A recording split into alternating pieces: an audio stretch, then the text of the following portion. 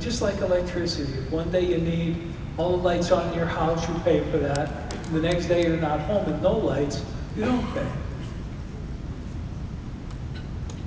Okay, it's a notional process about installing a server.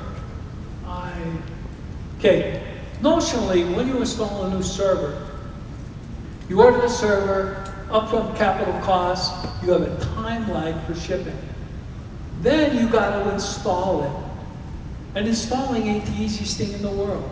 You have to put an operation system on it, and then you have to go and you have to put all of your programs on it, and all of that takes time. You need to get a capital budget. The neat thing is that when you're done with it, you can't go back to the company and say, you know, I used your computer for 20 days and its serviceable life is 2 years, so bill me only for 20 days of 2 years. Doesn't work that way. Okay, then you have to provision the IP address and set up the DNS for new IP addresses. Okay, now we came upon and we said, let's go back to history and let's come up with something that says a model for enabling ubiquitous, convenient, on-demand service, rapidly provisioned and released, minimum managed, pay for what we use. Oh, and it's software and data access. The user doesn't require a lot of knowledge. I mean, how many people really understand how Facebook works, other than the fact that you can put stuff on there? I mean, you don't know how Facebook does the stuff in the back end. You don't know how Gmail works. The only thing that you may know is that Gmail, though free, you're paying for it. You know, somebody's in there saying, well, what do you mean you're paying for it? And my point on that is, you send a Gmail saying, hey, I wonder about visiting Machu Picchu next week. And the next time you do a Google search, what's on the right-hand side? Something about a tour to Machu Picchu. Now, Google didn't read your email. They didn't attribute it to you. But you just paid for it by giving them certain rights to your information. Okay, end user knowledge of the physical location and configuration of the system it delivers. You understand how to use that part to which you have access. Now, in this, you take a look at it and says, okay, you know, cloud computing encompasses any subscription, bring money. Okay, it's in real time, we mean that to be right now, that I have access. Scalable from 0 to infinity. And that is as much as Amazon will sell you. Uses the internet and extends your capabilities. Because seriously, you can go from a very small operation to a very large operation rather quickly. But the one thing, whoops.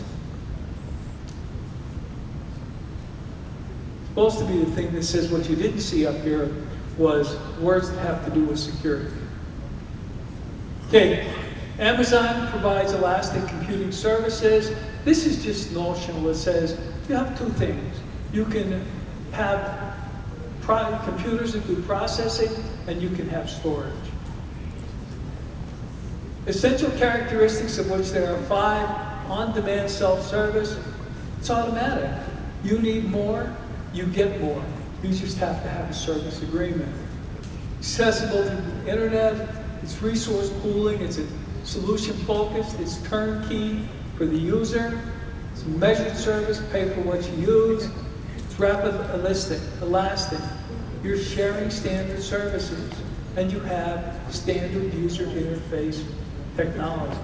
Oh my gosh, you're gonna give me my 30-minute notice. I'm gonna have to screen through this, I'm sorry.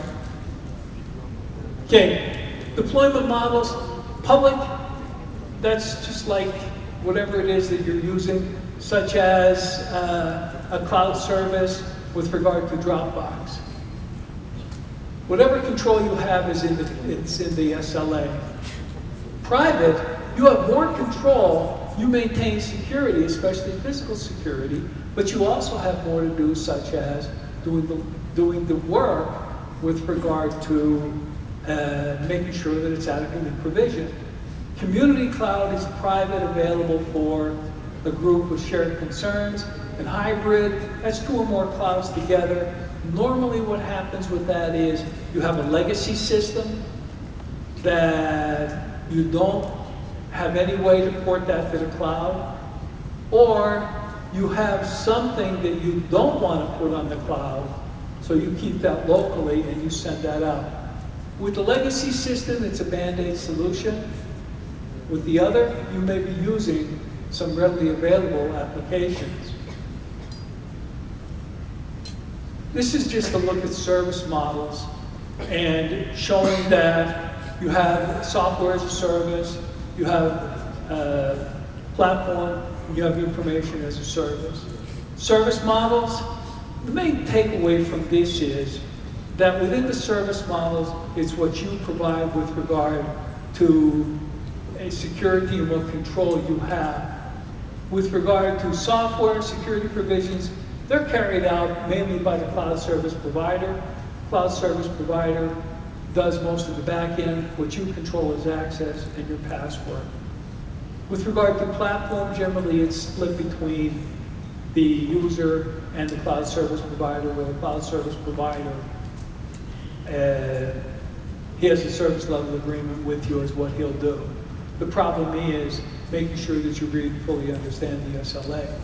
With regard to infrastructure, anything other than the basic of the infrastructure is yours, and the basic of the infrastructure is the security of the data center.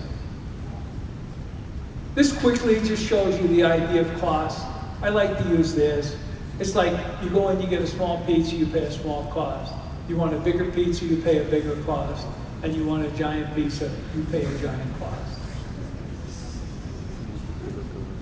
This talks about access control and software.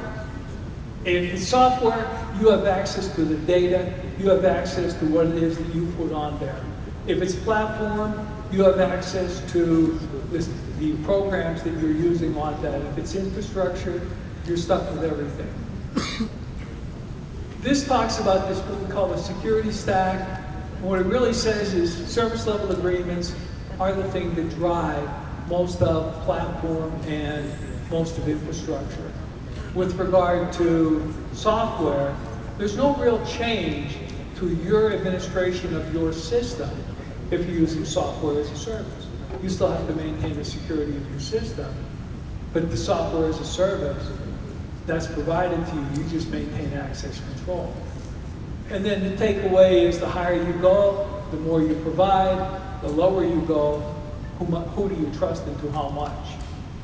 This talks about the fact that it's a building system, infrastructure as a service, they add on platform as a service, and they add on software as a service. So everything is built in a stack.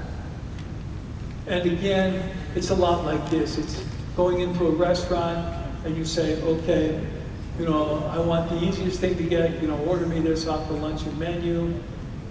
Or do you want to build yourself? That would be a platform as a service.